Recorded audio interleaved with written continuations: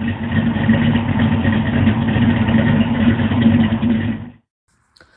up, guys? It's Brent with Lykins Motorsports. These are some 4-barrel 351 Cleveland heads. These are the heads that we're going to be using for Mr. Jack's 408 Cleveland. And we're kind of ticking away or putting tick marks into the areas that need to be resolved as we go. And we finally got the cylinder heads all done, so I'm going to talk about the cylinder heads. We've also decided, Mr. Jack decided that he'd be cool with running more compression, as he has some access to some race fuel that's pretty close to his house. So I think we decided that we're going to go with a Molly flat top piston, and that should put us somewhere around 11.5 to 1 compression. So that's a 3cc basically valve relief on a flat top piston. And to go higher than that, you know, we start getting into domes, and I just don't think that's necessary. And in addition to that, it would require, you know, some custom piston work. So I don't really think we're in the need for that. So 408 Cleveland, factory 4-barrel Cleveland heads. We're going to use a trick flow single plane intake manifold, 11.5 to 1 compression, and a pretty healthy size hydraulic roller. So Mr. Jack said he wanted 500 horsepower, and we'll get him his 500 horsepower. So again, these are 4-barrel Cleveland heads. You can tell that these are 4-barrel heads just by looking at this notch. You can do that with the engine in the car. Pretty quick check. We did install some bronze valve guides, did a valve job, surfaced the heads. Already had screw-in rocker studs. There's the date code. Looks like a 0K19. And I'll flip it over, we'll talk about the good side.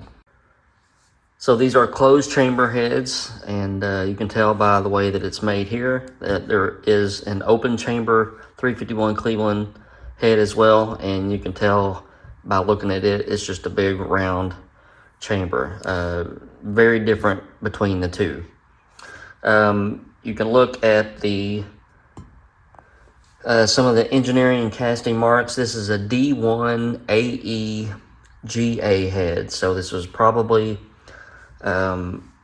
either, and I'll explain which one I think it is, 71 Mustang Torino or a 71 Boss 351 Mustang.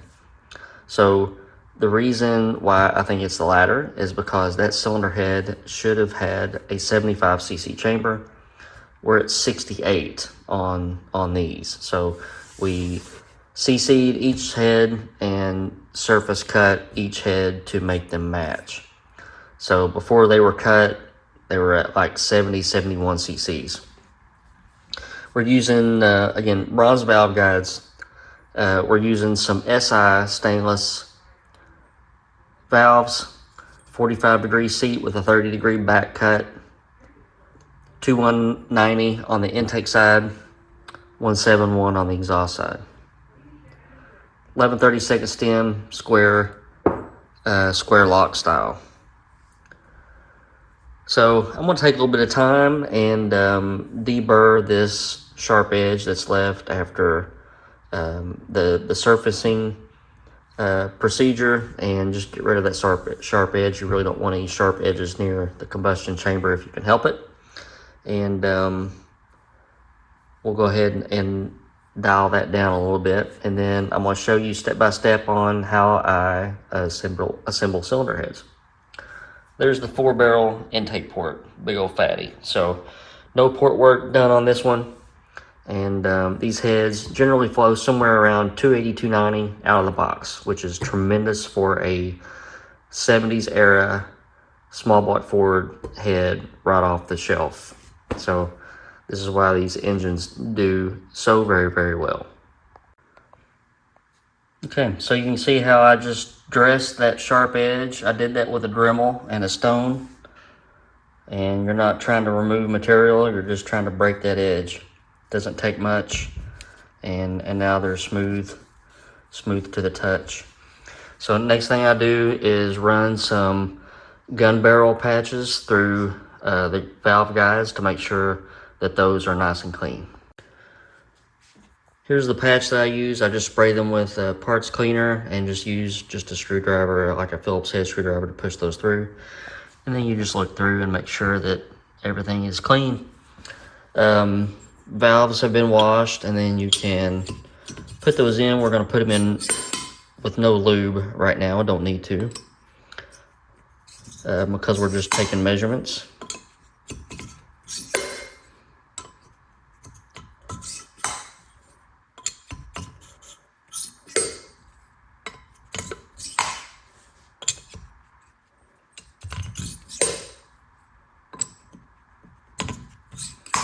Then I just set the head down on its deck surface right here so we can check install heights. Okay, so this is an interesting little hoodus we got here. This is a Beehive conical valve spring retainer. Got some plus 50 locks in our pack. Spring height micrometer, no locator, because usually when you have a Beehive spring mic that will fit this little tiny retainer, let me show you what I'm talking about here. So here's a normal spring mic, you know, that doesn't, it's supposed to set up on this surface. Suppose you could set it on that surface and just, you know, make your adjustment on your math for this depth, or for crying out loud, for this step right here. But to me, it's easier to use this, and then just subtract the thickness of your locator, which is 60 thousandths. So I am at 1.960, and when we subtract our 60 thousandths, we're going to be right at 1/900. Here's the other way that you can do it, as I was explaining. So I've got the locator in here, got the retainer down in there. I measured this step from where the retainer should sit versus where it is sitting. It's about 155 thousandths. Our spring mic says 2 inches and 53 thousandths. So if I subtracted that 155,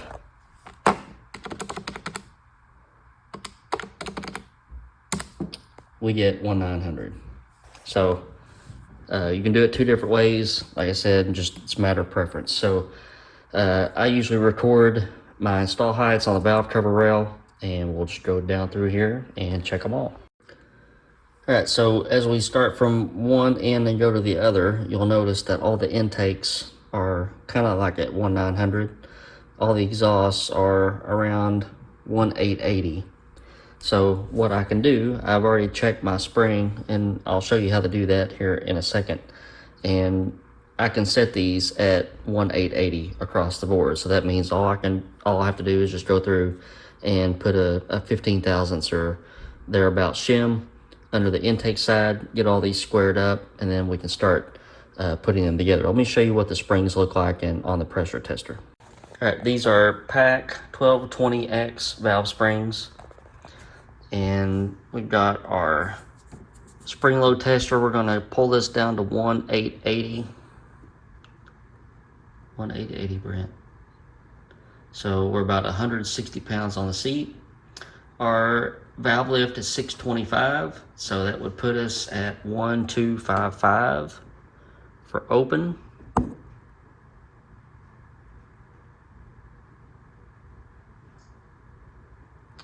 It's about 400 pounds. So 160 on the seat, 400 pounds open. And I'll go ahead and square all my install heights up, and we can keep on moving on.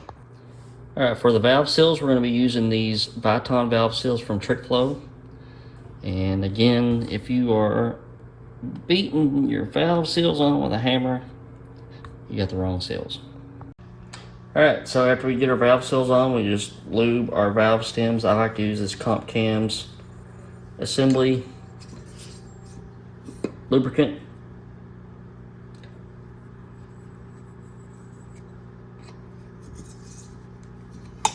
That's all there is to it. All right, and once you get your valves installed, you have to go back and check your retainer to seal clearance to make sure that you got enough. It just takes a pair of dial calipers. Just measure in between. And we've got about 880 on the intake side and 840 on the exhaust side. So plenty enough room for our 625 lift cam. All right, we're using our LSM valve spring compressor. Get our lock started.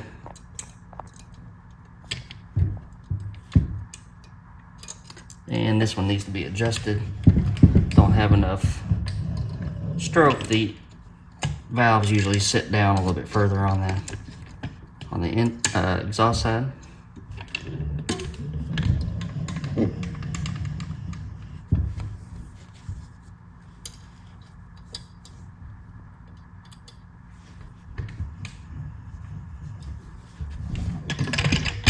All there is to it. All right, and here's our assembled head.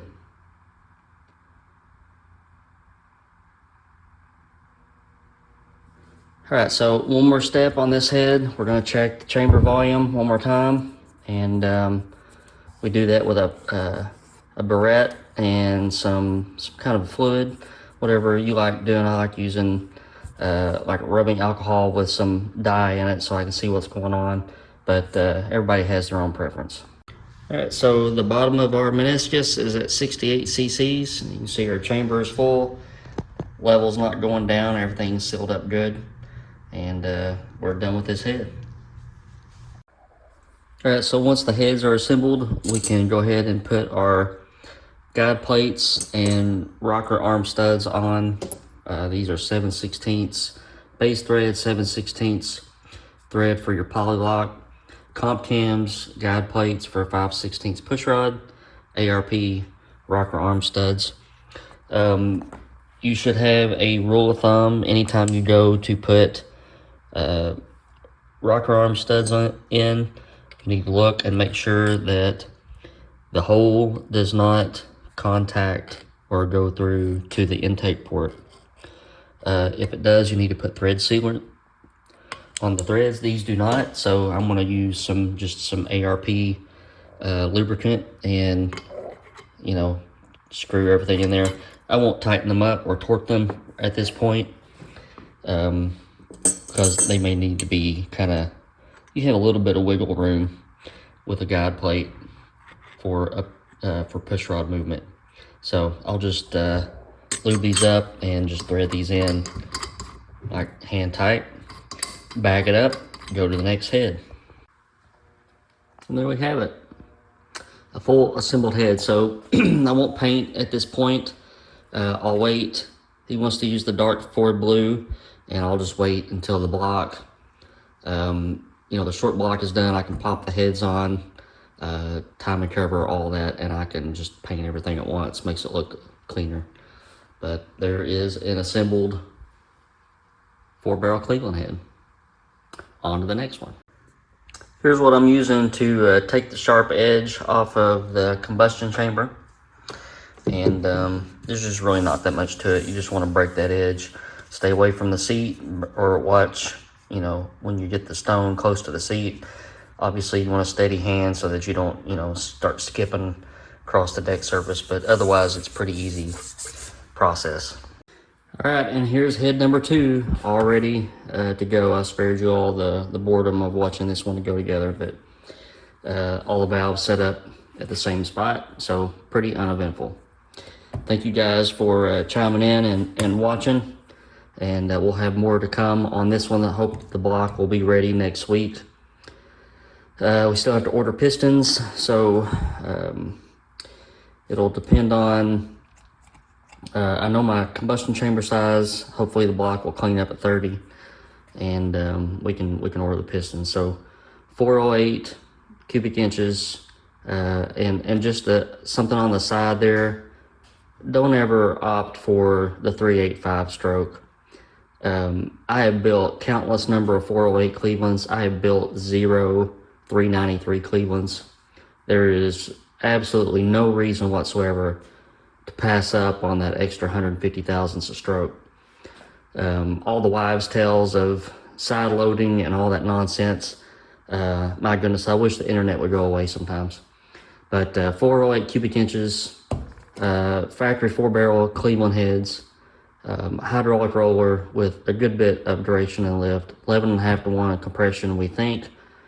Trick flow, single plane intake. So we're going to have a good running little motor for Mr. Jack. If you like this video, subscribe, please. Hit that like button. Leave your comments. Appreciate everything you guys say. I have a lot of good subscribers, and there's a bunch of you that I like hearing from. There's some of you who I wish would forget that YouTube existed. All right. Talk to you guys later.